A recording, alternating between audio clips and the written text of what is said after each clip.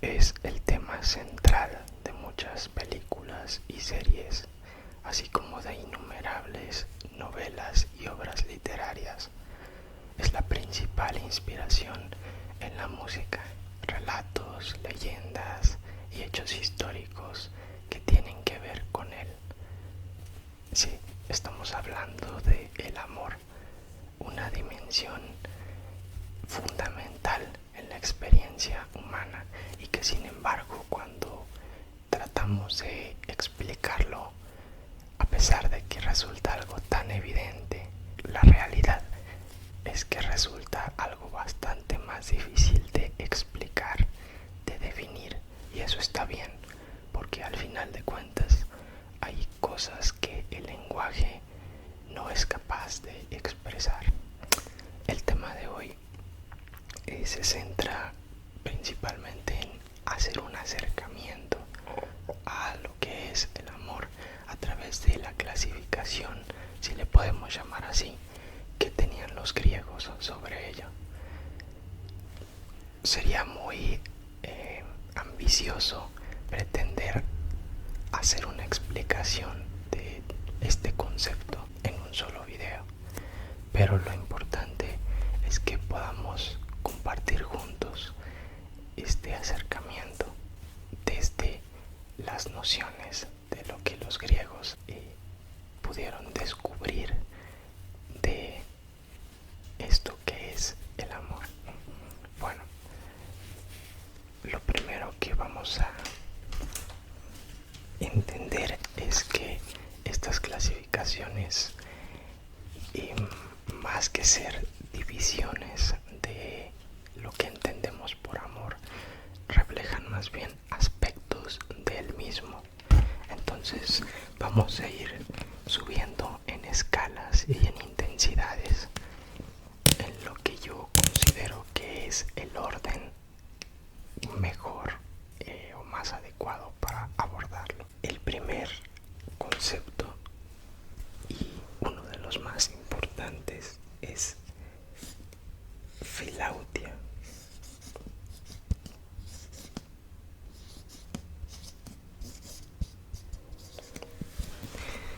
Filautia hace referencia a el amor propio, y en esto hay que tener mucho cuidado porque lo que entendemos por amor propio muchas veces se confunde o es un margen muy delgado entre lo que es el amor propio y el egoísmo, que en realidad son cosas completamente opuestas. El egoísmo al final termina siendo una forma autodestructiva.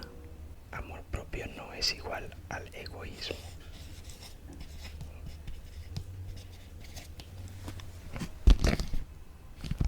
Sino que lo habremos de entender como autoconocimiento.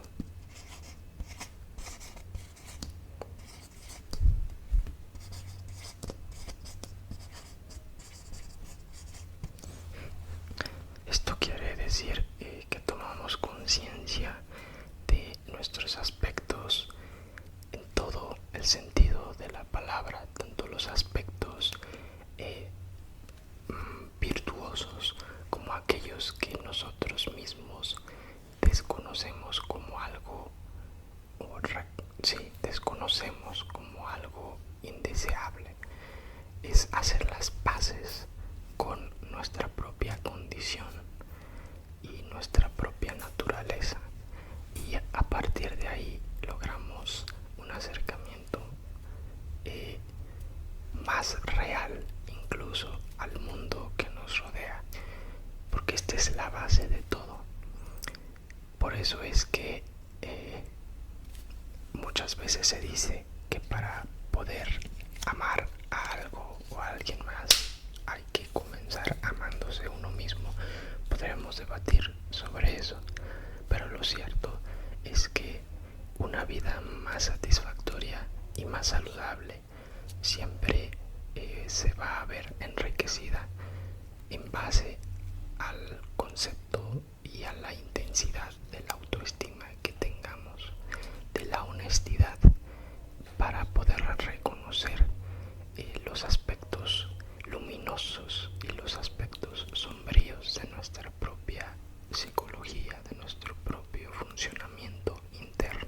eso nos lleva al segundo concepto amoroso, que es Storge. Storge también es muy importante porque vamos a ver que a través de nuestra vida vamos creciendo en tanto nos relacionamos o aprendemos a socializar con otros, y el primer círculo social en el que crecemos es justamente el núcleo familiar.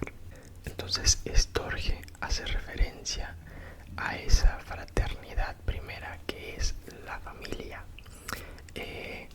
Los lazos familiares, sobre todo paternos, maternos, y esto es algo también con lo que hay que ir con cuidado, porque sobre todo en esta época, como lo ha habido en otras tantas, no todas las personas nacen con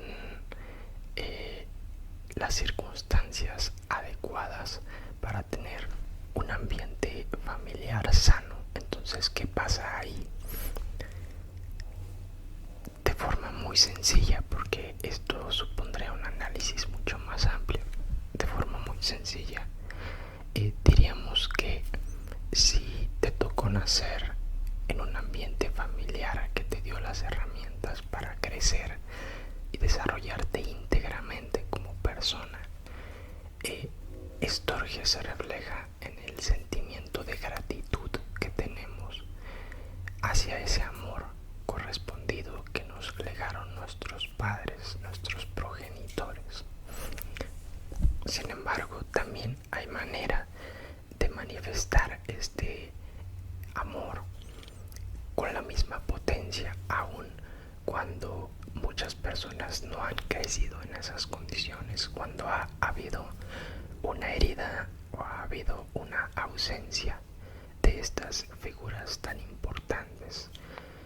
Y es que no hay otra manera que rompiendo esos patrones, el saber canalizar esas experiencias. Por eso es que, si es tu caso, de corazón te mando un abrazo enorme y solo te recuerdo que tienes la fuerza necesaria para poder sobrellevar eso. Si es el caso contrario, la mejor manera de corresponder a Storge es justamente con la gratitud, de honrar de la mejor manera a tu familia o a tus padres. La tercera manifestación corresponde a filia. Nuevamente es la continuación de las relaciones sociales que nos van conduciendo también a encontrar nuestra propia esencia. A lo largo del camino nos rodeamos de personas, y esas personas, en la mayoría de los casos, van a formar un círculo afín a nuestra propia manera de ver el mundo. Este tipo de amor se manifiesta a través de la solidaridad, a través de los vínculos y el sentimiento de comunidad.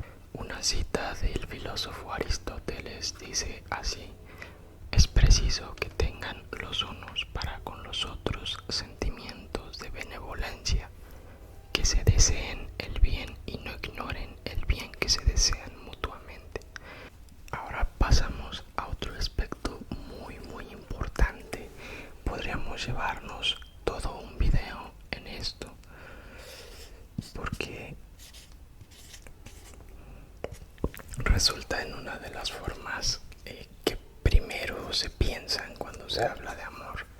Es como de las ideas más generalizadas, y es el Eros.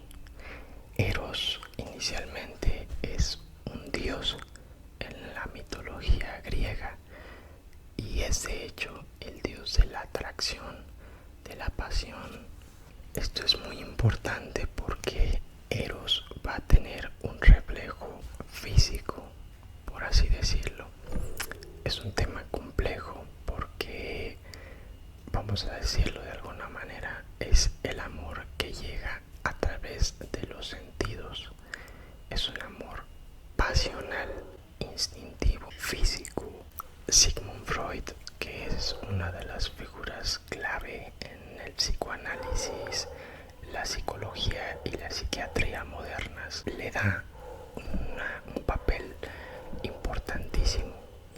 Y es que pensémoslo bien, nuestras relaciones humanas tienen mucho de esto en los aspectos más sutiles. El baile, por ejemplo. El baile es una manifestación de el erotismo, de la libido, de ese impulso primario que habita en el fondo de nuestra alma y que para otro importante psiquiatra, que es Carl Jung, rebasa incluso el plano de lo meramente biológico para convertirse en una energía indeterminada. El Eros tiene una transformación primero como un impulso sensual con la apreciación estética hacia la belleza. Es el estímulo visual de algo que nos genera una cierta armonía y que puede intensificarse hasta llegar a un componente sexual. Y es que el Eros engloba la extensión completa de los sentidos a nivel biológico, a nivel cerebral. Es un cóctel de neurotransmisores que nos generan un placer muy intenso y también tiene un componente psíquico muy importante porque hay una gama de imágenes que están involucradas en ese acto. Entonces va a haber muchas teorizaciones al respecto, desde la filosofía griega hasta la filosofía oriental, que lo amplifica todavía más. Para los hindús de la corriente del tantra, esta energía muy potente que puede llegar a ser transformada es una metáfora que ellos explican a través de la figura de una cobra que estaría situada en la base de la columna. Para ellos eso representa lo que acá entendemos como la libido, como ese impulso. Es una energía que a través de meditaciones y de procesos complejos de profunda concentración puede llegar a ascender a través de la columna, y todo esto es un proceso real. En esencia, lo que estamos hablando es de una transmutación de ese impulso sexual. Pero bueno, es un tema que tendría que tener lugar en otro video. Solo es para dejar de manifiesto que este aspecto, esta dimensión, es una de las más evidentes en cuanto a las formas en las que el amor se manifiesta y se representa, el Eros. Eso por una parte. Y otra manifestación también es el pragma, que podemos ponerlos casi de forma paralela.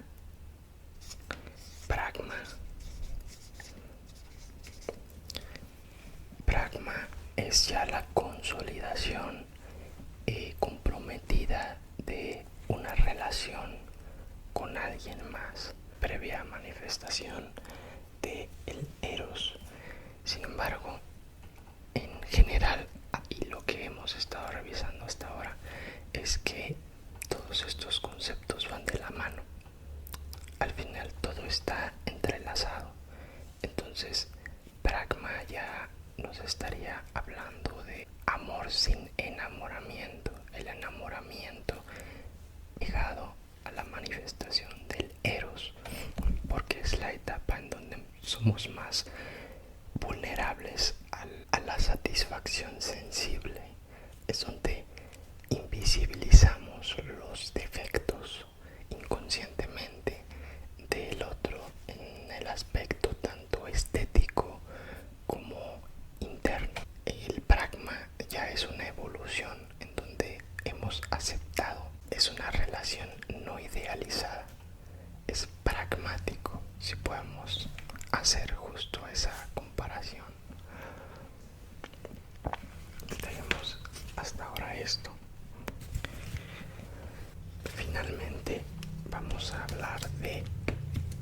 Agape.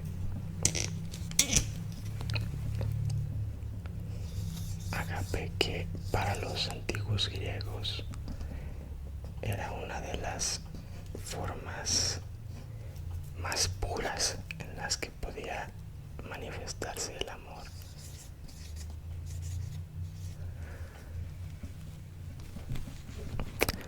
Y aquí estamos hablando de la escala más grande también, porque se hace referencia al amor fraternal, algo muy parecido a la filantropía, es decir, es el amor a la humanidad, el amor al ser humano, a los otros, al mundo en general. Entonces es un amor que contiene en su máxima expresión los ideales de fraternidad universal al que deberíamos aspirar. A veces puede ser muy difícil empatizar o solidarizar con personas que parecen vivir en conflicto voluntariamente o que buscan constantemente los problemas con otros, ¿no? Aún esas personas son víctimas, como nosotros, como todo el mundo, de miedos, de inseguridades. Todos, a pesar de ser distintos y de que cada uno de nosotros llevamos algo singular, y nuevamente volvemos a Filautia, cada uno tiene su propia experiencia única en el mundo. Sin embargo, todos compartimos una misma naturaleza humana, producto de estas manifestaciones colectivas. Entonces, Agape es llegar a una comprensión tan amplia del amor que ya no está depositado en un objeto o en una persona, sino que lo vemos en todo.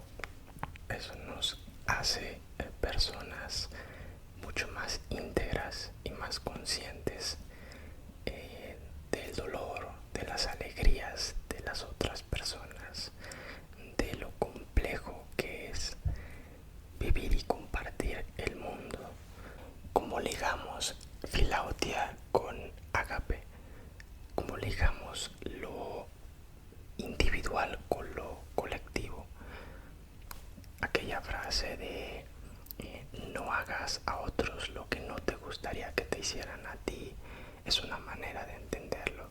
Sin embargo, la cita de Kant, un filósofo pues mucho más posterior a los griegos, planteaba en su imperativo categórico de la siguiente manera: obra de tal modo que la máxima de tu voluntad pueda valer siempre al mismo tiempo como principio de una legislación universal.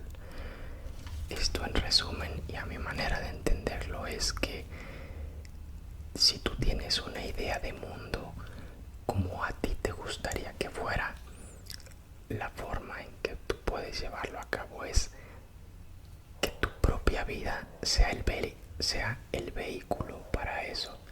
Bueno, eso sería todo. Espero que les haya gustado este video. Es un tema muy amplio, se puede reflexionar mucho al respecto, pero solo les dejo estos conceptos como una reflexión para que cada quien pueda explorarlo o que se queden con algo. Sería todo. Nos vemos